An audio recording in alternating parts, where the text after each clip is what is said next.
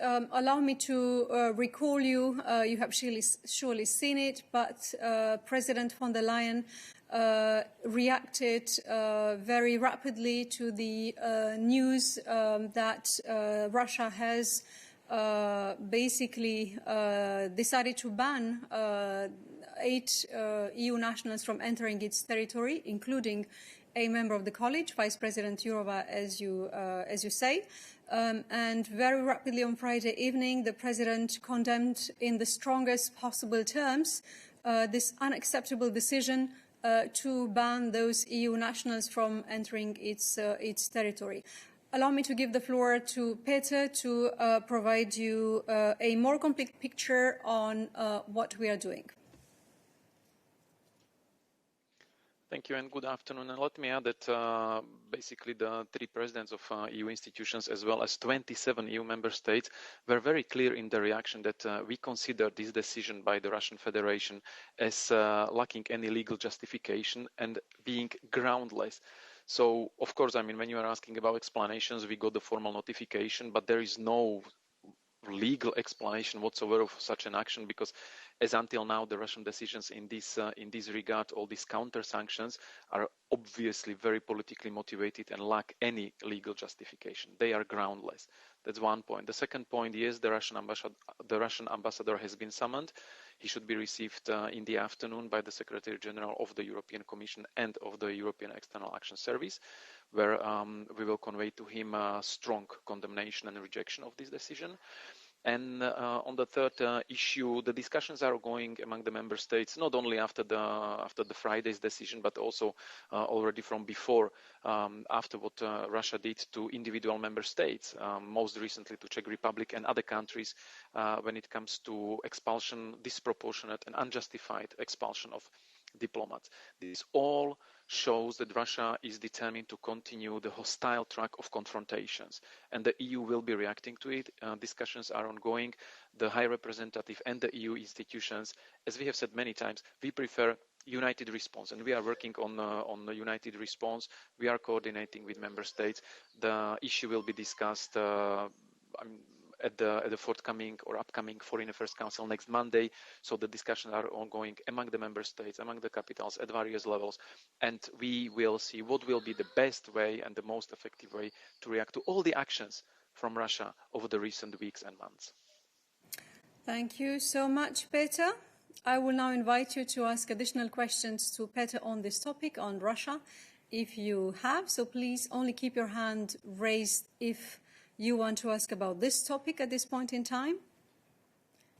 Well, indeed, the best place to react is the international stage, and the international stage has various levels. So one level is the reaction from the EU level. This is being discussed. This will be done in one way or another, based on the agreements by the member states. The next upcoming discussions is the one at the FAC next Monday. We will have European Council towards the end of this month.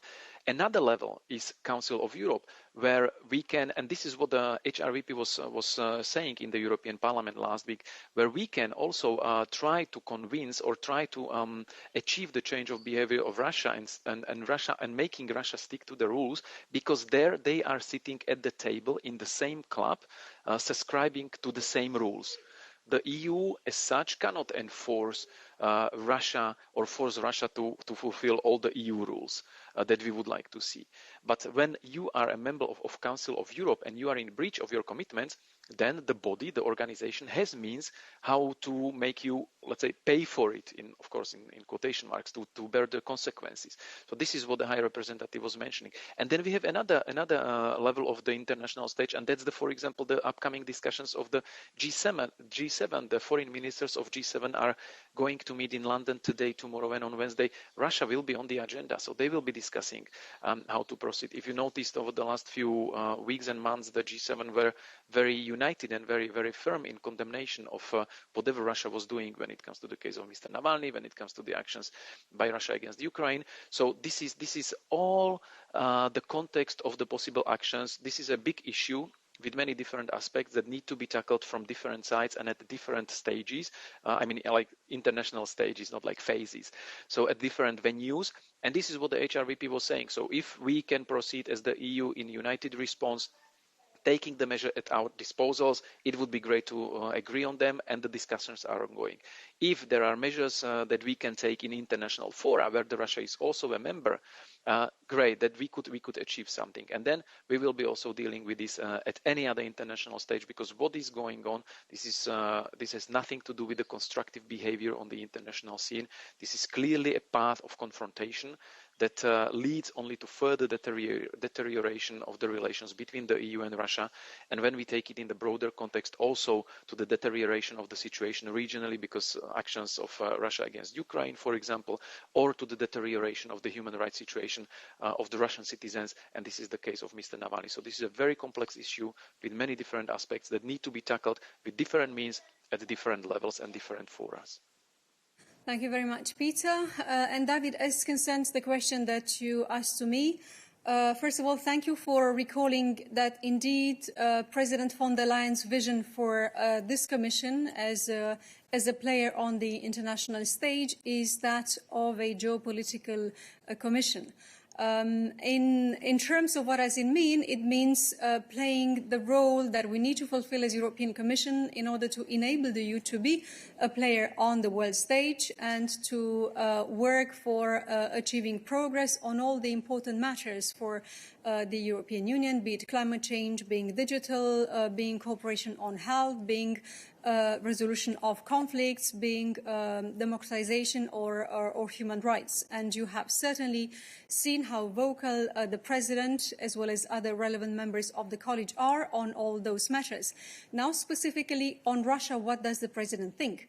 I think that we have been saying very clearly what the President thinks about the latest action taken by Russia in relation to the banning of the 8 EU individuals from entering its territory. The President expressed herself very clearly on Friday, first of all through a joint statement joined with the President of the European Parliament and with the President of the European Council.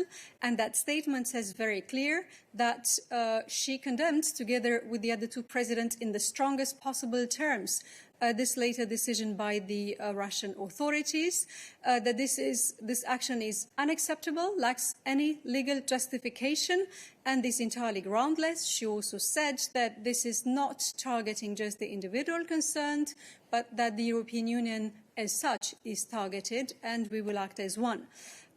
She also said that this is only the latest in a series of acts which demonstrate that the Russian Federation is on a confrontation course with the EU. So I think that the President of the European Commission has expressed her views very clearly with the others, but it also, being geopolitical also means acting in unison and jointly with the other players in the European Commission, in the European Union, and this is what the President has said and has done. Therefore, I have no specific individual action or thought from the President to share with you at this stage, though Peter explained the process in which the European Union, the 27, will contemplate the next steps and the action in this specific sector. Absolutely. I would just recall once again that what HRVP said was said in certain context. And exactly, I mean, in the case of Mr. Navalny, Council of Europe is actually the forum where we can achieve something, because there have been rulings, verdicts by the European Court of Human Rights, which belongs basically to the Council of Europe, which are dealing with this case. So the verdicts need to be enforced, and Russia, by ignoring them, is breaching directly its obligations. So Russia is in direct breach of its obligations and its commitments that are stemming from its membership in the Council of Europe. So this was the logic of what HRVP was saying, because, as I said before, if you are a member of an organization, the organization can enforce you to stick to the rules, and if you don't, then make you responsible for this and bear the consequences. So this is actually a good example of what the Council of Europe and the European Court of Human Rights can do in such cases when the human rights of citizens of Russia are violated in such a way as the rights of Mr. Navalny. Thank you, Peter. I will now invite you to keep your hand up if you have additional questions for Peter on Russia.